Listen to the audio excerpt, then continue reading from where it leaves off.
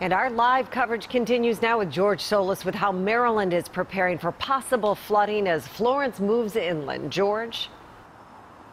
Yeah, Mary, well, it seems that Maryland will miss the full wrath of Florence. Precautions are still being taken for what may happen once Florence makes an official landfall. Particular attention being paid to areas that are prone to flooding.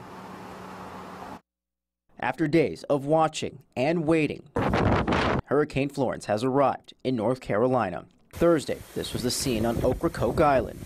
Tropical force storm winds and ruinous rains rocking boats on the water. The impacts of storm surge also flooding the streets of Carolina Beach.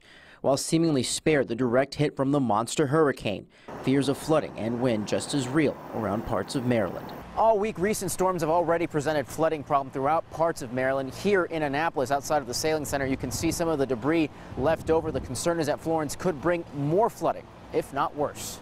The uncertainty of it all enough to end an international boat race being held in the city one day early. We've raced in far worse than what they're predicting tomorrow. Doug Davis from Jackson, Missouri, frankly more upset about all the flooding over the past several days. We lived in wet shoes for 3 days. All that moisture, a big concern in Baltimore County. I'm really worried if the winds start getting up there, whether or not the root structure of these trees down here can handle it. Bowley's Quarters, no stranger to a hurricane's wrath.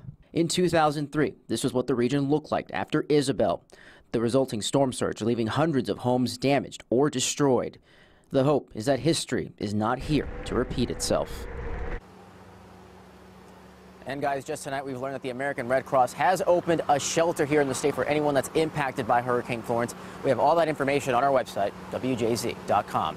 Live tonight, George Solis reporting for WJZ.